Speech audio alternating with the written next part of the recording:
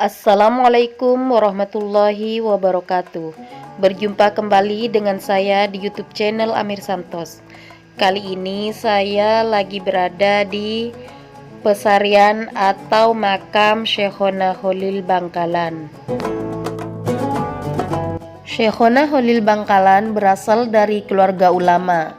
Ayahnya, Kiai Haji Abdul Latif, memiliki ikatan darah dengan Sunan Gunung Jati. Sejak kecil, Syekh Khalil dididik sangat ketat oleh sang ayah. Kebetulan juga Mbah Khalil di masa kecil sangat haus akan ilmu, terutama yang berkaitan dengan ilmu fikih dan nahwu. Bahkan lebih istimewanya lagi, ia sudah hafal bait-bait Nazam Alfiah Malik sejak usia muda. Kiai Haji Abdul Latif kemudian mengirim Mbah Khalil kecil untuk menimba ilmu yang lebih luas ke sejumlah pesantren. Di masyarakat santri, Syekhona Khalil juga dikenal sebagai waliullah. Banyak cerita kelebihan di luar akal atau karomah Syekhona Khalil terkisah dari lisan ke lisan, terutama di lingkungan masyarakat Madura. Berikut beberapa karomah atau kelebihan dari Syekhona Khalil dari berbagai sumber yang akan dirangkum oleh channel Amir Santos. Tertawa keras saat sholat. Pada suatu hari, saat melakukan sholat berjemaah yang dipimpin oleh seorang kiai pondok pesantren tempat Syekhona Khalil menimba ilmu, ia tertawa cukup keras. Setelah selesai sholat, kiai tersebut menegur Syekhona Khalil atas tindakan yang ia lakukan. Syekhona Khalil pun menjawab hal yang menyebabkan ia bisa tertawa keras. Ketika sholat berjemaah berlangsung, ia melihat makanan yang dibawa pulang di atas kepala sang kiai sehabis acara kenduri. Mendengar jawaban tersebut, sang kiai pun sadar dan malu atas sholat yang dipimpinnya. Kelebihan Syekhona Khalil dari kisah ini, yakni bisa melihat isi pikiran sang kiai saat sholat berlangsung. Sang kiai mengingat makanan yang ia bawa dari acara kenduri. Selanjutnya, Mbah Khalil memiliki kemampuan membelah diri. Ia bisa berada di beberapa tempat dalam waktu bersamaan. Pernah terjadi peristiwa aneh di saat ia sedang mengajar di pesantren. Saat berceramah, Mbah Khalil melakukan sesuatu yang tidak terlihat oleh mata. Tiba-tiba baju dan sarung beliau nampak basah kuyup. Semua santri terheran-heran melihat hal tersebut. Setengah bulan kemudian, teka-teki tersebut terjawab. Ada seorang nelayan sowan mendatangi Mbah Khalil. Dia mengucapkan terima kasih kepada Mbah Khalil karena sudah menolongnya di saat perahunya mengalami pecah di tengah laut. Selain keistimewaan di atas, Syekhona Khalil memiliki karomah yang sangat luar biasa, yakni dapat menyembuhkan orang sakit. Dalam kisahnya diceritakan, ada seorang keturunan Cina yang sedang mengalami sakit lumpuh. Padahal ia sudah berobat kemana-mana, namun masih belum juga sembuh. Lalu ia mendapatkan informasi bahwa di Madura ada orang sakti yang bisa menyembuhkan penyakit. Setelah mengetahui hal itu, semua mereka pergi menuju Madura, yakni ke Mbah Khalil untuk berobat. Saat melakukan perjalanan kira-kira jarak 20 meter dari rumah Mbah Khalil, tiba-tiba muncul Mbah Khalil dengan membawa sebilah pedang sambil berkata-kata. Melihat hal tersebut, kedua orang tersebut lari sangat kencang. Bahkan ia tidak sadar bahwa ia sedang sakit. Tanpa mereka sadari, mereka sudah sembuh. Mereka sangat bersyukur atas karomah yang ia dapatkan dari Mbah Khalil. Setelah Mbah Khalil wafat pun, mereka sering datang ke makam Mbah Khalil untuk berziarah. Karomah Syekhona Khalil selanjutnya, ditangkap lalu dibebaskan oleh Belanda.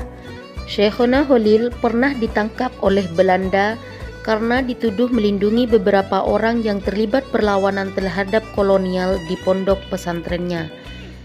Pada saat penangkapan Syekhona Holil, terjadi hal aneh yang tidak biasa mereka mengerti, seperti tidak bisa dikuncinya pintu penjara sehingga membuat mereka harus berjaga penuh agar tahanan tidak melarikan diri. Banyak orang yang berdatangan untuk menjenguk Syekh Holil dan memberi makanan. Bahkan sampai banyak orang yang meminta ingin ikut ditahan bersamanya. Kejadian tersebut membuat pihak Belanda untuk merelakan Syekhona Holil dibebaskan. Karomah Syekhona Holil yang lain, yakni pada suatu hari ketika Kiai Haji Asyik, guru Syekhona Holil, ingin mengadakan selamatan atau tasyakuran, Kiai Haji Asyik ingin sekali memesan gula Madura yang pada saat itu terkenal kualitasnya. Acara tasyakuran tersebut cukup besar, sehingga memerlukan gula Madura yang sangat banyak. Kemudian, ia bermaksud untuk menyuruh Syekhona Holil, salah satu santrinya yang berasal dari Madura, agar lebih mudah untuk mendapatkannya. Setelah hari jadi sudah dekat, Kiai Haji Asyik memanggil Syekhona Holil untuk menyuruhnya pulang ke Madura dan membawa gula yang diinginkannya. Holil, Kamis malam Jumat saya ingin mengadakan tasyakuran.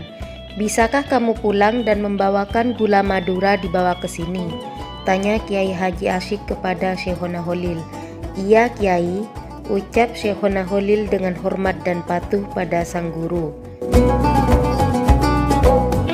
Namun, suatu hari, Kiai Haji Asyik masih melihat Syekhona Holil berada di asrama pesantren. Duh, rupanya Holil masih ada di sini, gumam Kiai Haji Asyik dalam hatinya.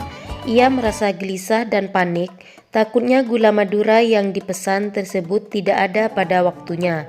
Kemudian Kiai Haji Asyik segera menghampiri Syekhona Holil dan menanyakan gula Madura yang dipesannya itu. Holil, kamu tidak pulang? Apa gula yang saya pesan sudah ada di sini? Tanya Kiai Haji Asyik sambil mengeraskan suaranya. Iya Kiai, gulanya ada di kamar saya, jawab Kiai Holil dengan tenang dan sopan. Sudah ada? Tanya Kiai Haji Asyik kembali, seakan tak percaya terhadap Syekh Holil.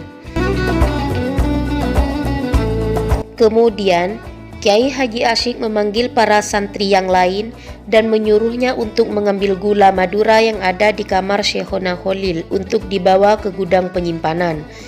Para santri segera mengambil gula dari kamar Syekhona Holil dan dibawanya ke gudang penyimpanan. Anehnya, gudang yang cukup besar itu sudah hampir penuh dengan gula tersebut dan para santri sudah merasa kelelahan karena gula yang dibawanya tak kunjung habis, sedangkan gula di kamar Syekhona Holil masih tersisa banyak. Kemudian, melihat kejadian aneh tersebut, Kiai Haji Asyik merasa kebingungan dalam hatinya. Dari mana Holil mendapatkan gula sebanyak itu? Padahal sejak aku suruh ia tidak kemana-mana. Kiai Haji Asyik bertanya-tanya. Dari kejadian tersebut, Kiai Haji Asyik menyuruh para santrinya untuk menghentikan pengambilan gula dari kamar Syekhona Holil. Dan Kiai Haji Asyik menyadari bahwa kejadian itu bukanlah hal biasa, tetapi merupakan karomah kewalian yang luar biasa yang diberikan oleh Allah kepada Syekhona Holil. Salah satu karomah Syekhona Holil Bangkalan yang cukup masyhur adalah ketika bertemu dengan Nabi Khidir. Hal itu diulas dalam buku Surat kepada Anjing Hitam, biografi dan karomah Syekhona Holil Bangkalan yang ditulis oleh Syaiful Rahman. Menurut Syaiful, karomah tersebut terjadi ketika tengah malam, waktu menunjukkan pukul 24.00 WIB. Kiai Holil keluar dari rumahnya ditemani oleh seorang santri senior bernama Kakang Daud. Kiai terus berjalan ke arah timur. Tak terasa, akhirnya sampai di Pasar Seninan. Tiba-tiba Kakang Daud dikejutkan dengan seruan salam kepada Kiai Khalil. "Assalamualaikum," ucap seorang tak dikenal. "Waalaikumsalam," jawab Kiai Khalil tersenyum. Ketika keduanya saling melihat, lalu seperti layaknya seorang teman yang lama tidak bertemu. Setelah itu, mereka asyik berbincang-bincang, sementara Kakang Daud yang memperhatikan adegan itu tampak gusar. Kakang Daud bergumam dalam hatinya, "Orang ini berbicara kepada Kiai tidak pada tempatnya," pikir Kakang Daud. "Mestinya sowan ke rumah Kiai, besok pagi, tah kapan?" Batin Kakang Daud terus protes. Banyaknya nyamuk di sekitar itu membuat marahnya Kakang Daud semakin bertambah. Rasanya ia ingin menegur langsung kepada tamu yang tidak sopan itu. Setelah cukup lama, tampaknya sang tamu ingin mengakhiri pertemuan. Keduanya lalu berdiri dan sesekali lagi berangkulan. Sang tamu pergi menghilang di kegelapan malam. Selesai menemui tamu, Kiai menengok kepada Kakang Daud yang berdiri agak jauh. "Daud, kesini," panggil Kiai. "Iya Kiai," jawabnya sambil bergegas menghampiri. "Kamu tahu siapa yang berbicara dengan saya tadi?" tanya Kiai. "Tidak tahu Kiai," jawab Daud. "Dia Nabi Khidir," tutur Kiai tenang. "Kenapa tidak diberitahu oleh Kiai?" Kakang Daud bergumam dalam batinnya.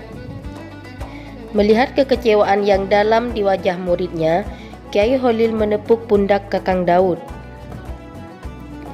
"Makanya kalau ikut kiainya harus sabar dan ikhlas," Kiai Khalil berkata sambil tersenyum. "Harus sabar dan ikhlas ya," pesan Kiai sekali lagi kepada muridnya itu. "Iya Kiai," jawab Daud. Keistimewaan lain ketika Kiai Khalil kehabisan waktu sholat asar di Madura, tetapi akhirnya malah ikut jamaah sholat di Masjidil Haram di Mekah. Dikisahkan, Kiai Khalil dan Kiai Syamsul Arifin sedang berdiskusi di pinggir pantai, membahas pesantren dan keadaan umat pada masa itu. Beliau berdiskusi begitu lama hingga lupa bahwa waktu sholat asar segera habis. Kiai Syamsul Arifin yang ingat bahwa mereka belum melaksanakan sholat asar segera memberitahu Kiai Khalil karena waktu asar hampir habis. Kiai Syamsul Arifin mengatakan mereka tidak mungkin sholat secara sempurna. Kiai Khalil kemudian menyuruh Kiai Syamsul Arifin untuk mengambil kerocok, bukannya mencari tempat wudhu dan musola. Kiai Syamsul Arifin bingung, namun tetap mematuhinya. Setelah menemukan kerocok, Kiai Khalil lantas mengajak Kiai Syamsul untuk naik di atas kerocok tersebut. Tiba-tiba kerocok itu melesat super cepat ke arah Mekah. Sesampainya di Mekah, azan sholat asar baru saja dikumandangkan dan mereka mendapatkan saf pertama sholat asar berjemaah di Masjidil Haram di Mekah. Mungkin itu saja kisah, karomah dan keistimewaan Syekhona Khalil yang dapat kami rangkum. Semoga bermanfaat. Wassalamualaikum warahmatullahi wabarakatuh.